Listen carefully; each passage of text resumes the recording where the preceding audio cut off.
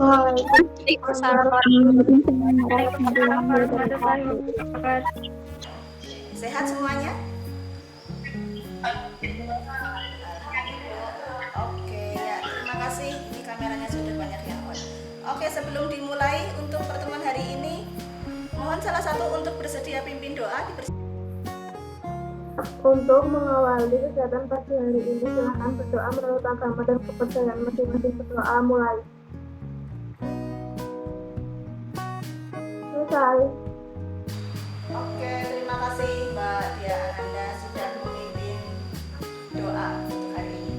Kembali untuk Bu Nunung ingatkan ya, jangan lupa yang sudah join mengisi list kehadiran di room chat ya. Hari ini kita akan belajar bagaimana menyusun skala prioritas.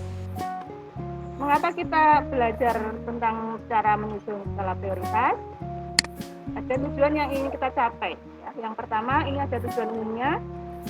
Pada akhirnya nanti, kalian diharapkan untuk bisa merancang pemanfaatan waktu dengan lebih baik.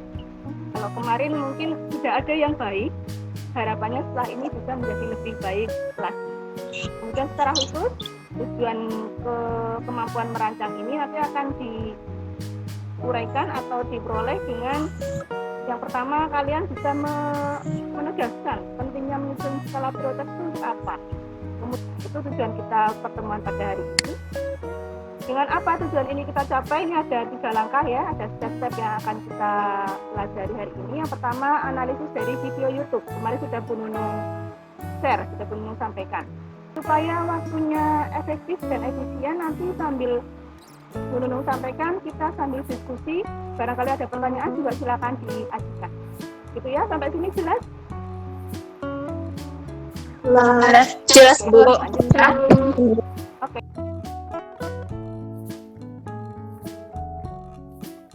Oke, yang pertama, kemarin dari video yang Bu Nunung sampaikan, salah satu silakan untuk menyampaikan analisisnya.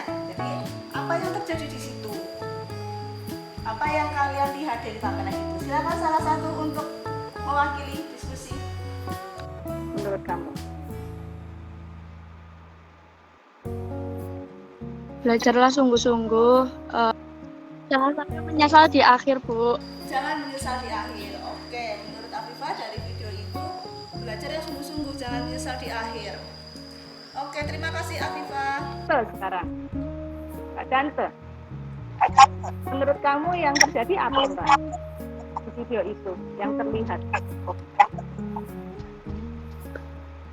Seorang pelajar di pagi harinya bersekolah, ada ulangan harian, tetapi yang dia lakukan hanya bermain game, menonton, dan hanya belajar sedikit saja. Hasilnya dia kebingungan dan dia menyesal di akhir. Oke, bagus ya.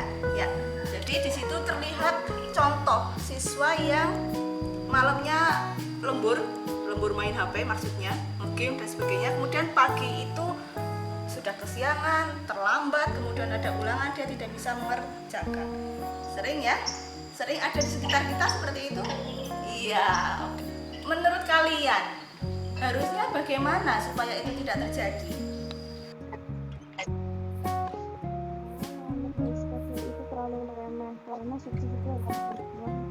Oke, terima kasih, bagus. Jangan menganggap sesuatu itu remeh. Karena bisa jadi itu menjadi sebuah masalah. Ya, dilihat tampilan videonya, memang di situ itu sebuah semacam film pendek ya, tapi itu menggambarkan hal-hal yang sering terjadi di sekitar kita. Oke, kemarin sudah dicari ya materinya. Apa yang kalian dapatkan tentang matriks Eisenhower? Salah satu, silakan untuk disampaikan. Sebuah bagan yang digunakan untuk membantu kita mengolah waktu dan pekerjaan yang kita lakukan. Oke, bagus Mbak Alia nih ya.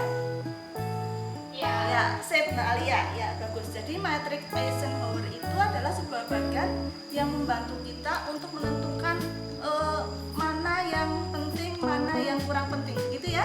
Ada yang lain lain?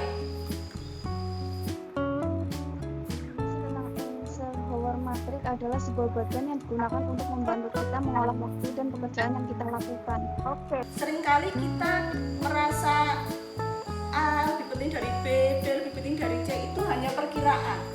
Nah, supaya tidak hanya kira-kira, supaya tidak salah dalam menentukan skala prioritas, dibantu dengan matriks Eisenhower. Nah, sekarang kita tidak hanya kira-kira, kita mencoba menyusun dengan panduan yang ada. Ya, jadi ini hal-hal penting yang perlu diperhatikan dalam menyusun skala prioritas. Yang pertama adalah tingkat urgensi atau kepentingannya. Ini pentingnya kita menyusun menggunakan matriks Eisenhower. Jadi ini adalah sebuah matriks yang membantu kita untuk menentukan prioritas dengan lebih tepat. Tadi Bu Nunung menyampaikan ada faktor-faktor, ada hal-hal yang perlu diperhatikan. Ada lagi yang ditemukan? Mbak Fitratun. Dengan menggunakan matriks keputusan di bawah ini, Anda dapat memisahkan tugas dan pekerjaan Anda berdasarkan 4 kemungkinan. 1. Penting dan mendesak. Pekerjaan yang harus Anda selesaikan segera mungkin. 2. Penting tapi tidak mendesak. Pekerjaan yang harus diselesaikan namun tidak sesegera mungkin. 3. Mendesak tapi tidak penting. Pekerjaan yang dapat Anda delegasikan kepada rekan kerja. 4. Tidak penting dan tidak mendesak. Pekerjaan yang dapat Anda eliminasi dan tinggalkan. Disampaikan kesimpulan kamu untuk pertemuan hari ini. Kita harus memprioritaskan hal-hal yang penting dan mengesampingkan yang tidak penting.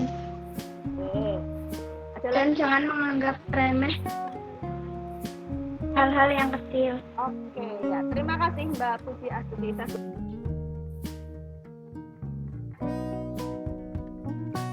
Inti pertemuan kita hari ini adalah bagaimana kita menempatkan kegiatan itu dalam daftar-daftar kepentingan yang urgent dan mendesak. Ya. Dengan menentukan skala prioritas ini kita akan lebih bisa melihat mana yang lebih utama, mana yang kurang penting, mana yang lebih penting, mana yang kurang penting. Dan untuk lebih bisa memahamkan lagi tentang diskusi kita hari ini, seperti halnya minggu lalu, nanti kita akan berlatih untuk menempatkan kepentingan-kepentingan kita dalam sebuah lembar kerja.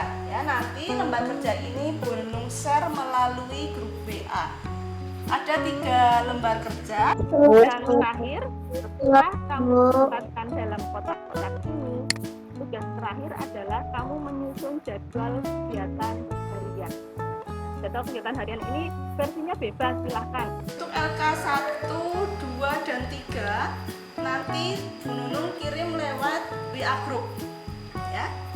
Nah, kemudian di Google Form nanti ada seperti kemarin ada evaluasi. Silakan kalian mengisi apakah pertemuan hari ini bermanfaat atau tidak, bagaimana kebermanfaatannya buat kalian, timbal baliknya untuk proses kita hari ini seperti apa, seperti kemarin di Google Form nanti ya. Silakan ditulis tangan, kalau sudah selesai nanti difoto, kemudian kirimkan melalui WA saja. Ya, jadi pekerjaan yang baik kalau tanpa perencanaan itu akan jadi sulit karena ruwet, mana yang penting jadi nggak terlaksana, mana yang harusnya terlaksana malah jadi tidak terlaksana karena tidak ada perencanaan yang baik. Tetapi perlu kita tegaskan juga bahwa perencanaan itu tidak hanya sekedar disusun untuk mendapatkan nilai, tidak hanya disusun untuk sebagai hiasan, tapi perencanaan itu untuk dilaksanakan. Silakan itu dipraktekkan di rumah. Jangan lupa untuk tetap bersyukur, jaga kesehatan. Semoga kegiatan kita semua dilancarkan dan dimudahkan. Begitu ya, terima kasih. Bu Nunung akhiri. Assalamualaikum warahmatullahi wabarakatuh. Waalaikumsalam.